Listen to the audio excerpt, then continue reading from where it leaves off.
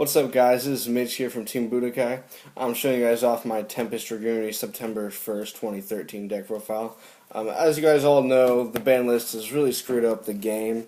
I'm not a person that hates on the ban list. I was at first, but it kind of gives more play to the game, and it lets you feel more accomplished because you're good.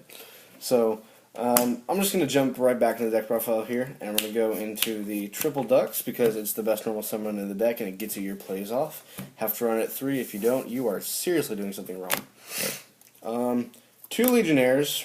Some people don't play this guy at all. Some people play him at 1, and I've seen builds with for 3. I think 2 is a consistent number, and also that the fact that you can go blow up 2 and leave him on field to still swing for 12 if you can. It's a great card in the sense of you get to pop 2 and keep a card. It's really, really good, especially in this new format with Ophions and things like that that do stop your stuff. So we have the double Legionnaires. And then we have the 1 Zephyros. Tempest Dragunities you do not need 2, and the old Dragunities you did because you just wanted this loop to go off more faster, whatever. More fast, alright. Yeah, but Zephyros now at 1 because it really isn't that it's still very, very viable, but the entire point is that Tempest searches out the Mistleton to do the Mistleton loop instead of the Zephyros Ravine loop, which the Mistleton loop's better anyway. Then we have a Garuda. And Garuda now is, I think, very essential in this deck since Gold Sark got hit down to 1. So this Garuda gets that other banish effect for the Tempest that you haven't used yet.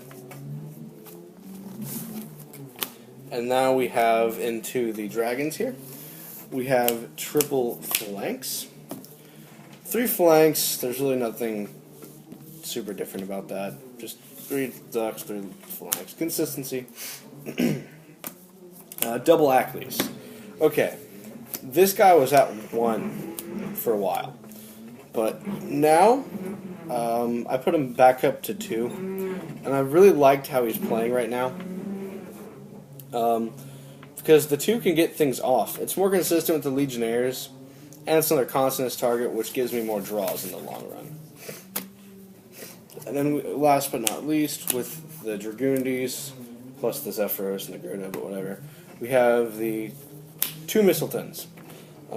Because Mistleton is amazing. Yep. He gets the loop off. He's very easily the best card, like the best monster in the deck. We'll go along with the Ducks with the Tempest searching. Ducks and Mistleton in hand wins games.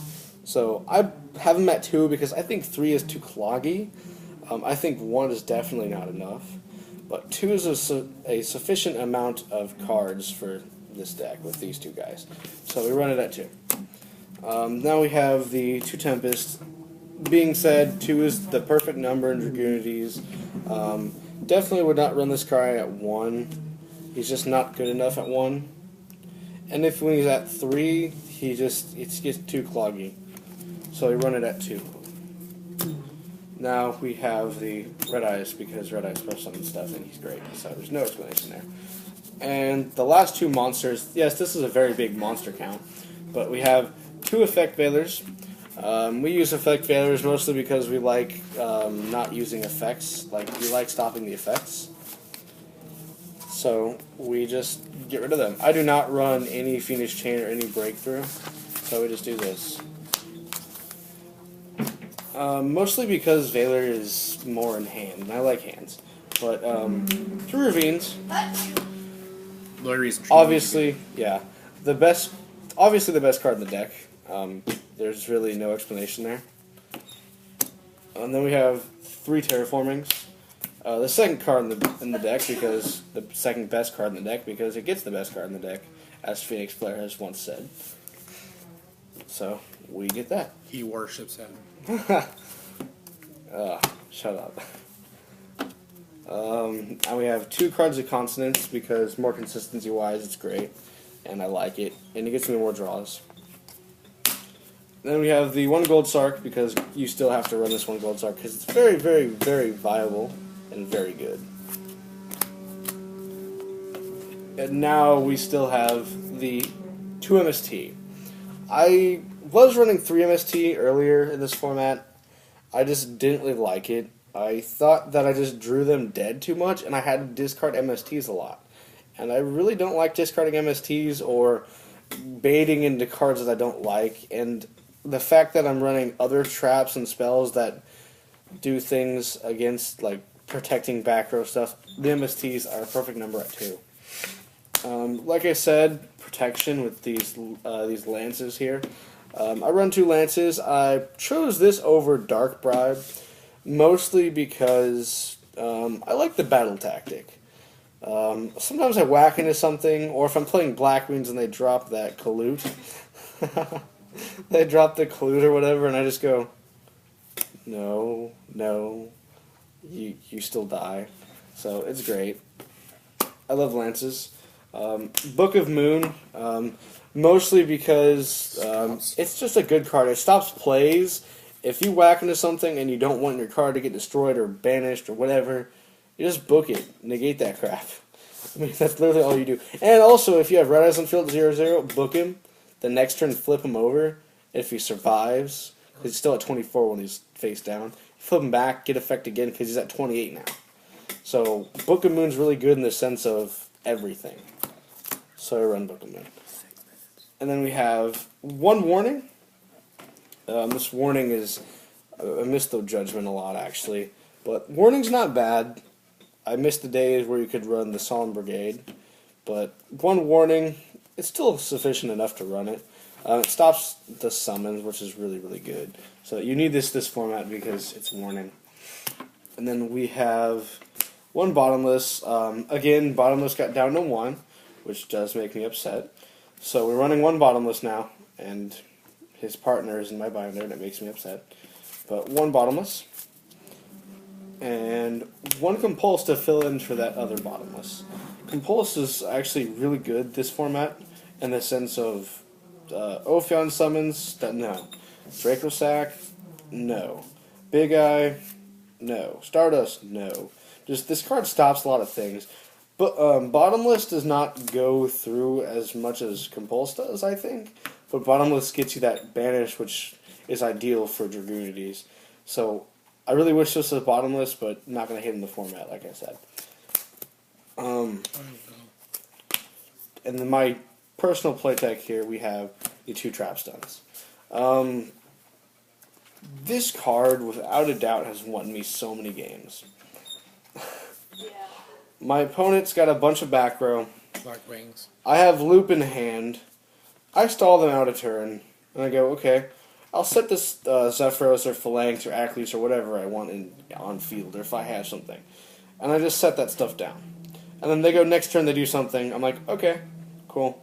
Then my turn, I go off, and I summon the Ducks, and they go Compulse or Bottomless or Warning or whatever, and they do a trap to stop my loop, and I go Trap Stun. Good game. Yeah. Okay. And then we have 2 Mirror Forces. Because Mirror Force is a jerk. I wasn't running this earlier. Then I realized that my cards weren't being protected as much. So I wanted to get mass removal, because Dragunities cannot really run any other form of mass removal. I tried to play the Torrential, but Dragunities do not cope well with Torrential and Dark Hole, because you almost always have field presence. It might not be the biggest field presence, but you can usually turn something out of it. So I have never really liked the Dark Hole and the Torrential, but Mirror Force is a sense of mass removal that I don't really have to cost with. And it negates an attack too, so I mean it's really good. Now into my extra deck, we have the triple Vadrianas. I mean, you cannot get away with running it at 2 at all. This card is a 3 card. You just run it at 3. There's really nothing else to be said about this guy, that he's too freaking good. Put him over there. And then we have the 1 Gaidarge, because Gaidarge is great. Ditch some stuff, add some stuff, do your loop. He's in a lot of loops, actually. He's in the best 2 or 3 loops that are out there.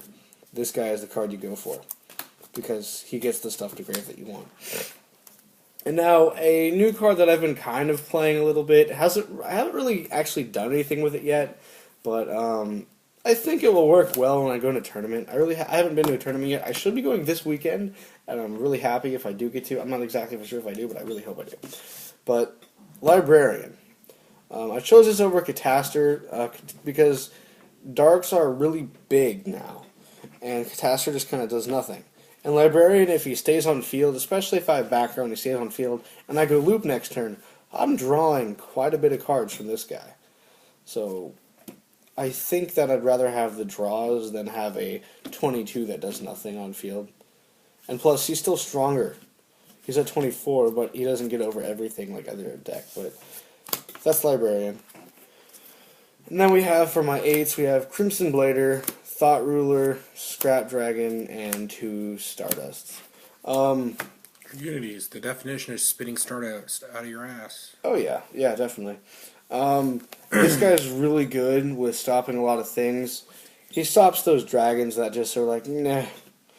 Yeah. Nah. Yeah. And Thought Ruler, he is... I was thinking about cutting him because I don't go for him as much.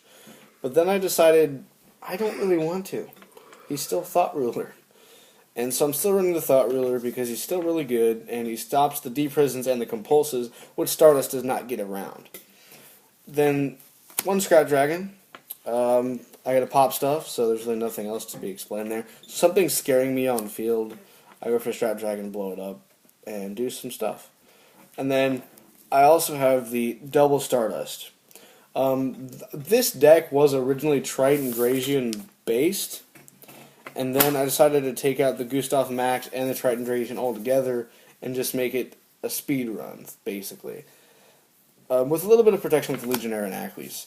But these guys, with this format being as crazy as it is, I really thought the need for putting 2 Stardust in. So that's what we do with that. And then we have the 4 Dragunity dudes. You have the Bouncer. He's your essential first turn play. Like loop, you go off, you go for him usually. If you have the loop to do it, you go for him. Ptolemy's there if your loop fails, or if you're doing a different shenanigan loop that does happen every once in a while.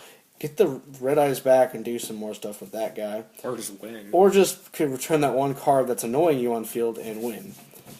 And then Gaia Charger and Tomb, just to do extra damage and stuff. Honestly, I haven't gone into Gaia Charger as much as I have. I've mostly been doing the Bouncer loop because it's more viable. But that's basically those guys. 1 more card. I've only used it a couple times, but it has done really good. Zero Fin. This card is amazing. Summon and negate all face-up effect cards on your opponent's field and gain 300 for each. So, Ophion's on field. Okay. I automatically negate its effect, and I whack into it. And I kill it. Or if I have other cards on field, or my opponent has other cards on field. If my opponent's playing, if my opponent has Constellars and they're playing a tanky on field or whatever, or some other deck that runs tanky, or Fire Fist, obviously. But it gains 300 for any face-up spell or trap card on field, other than itself, even if it's on my own field. So if I have Ravine on field, it gains 300. And it negates all effects until my standby phase.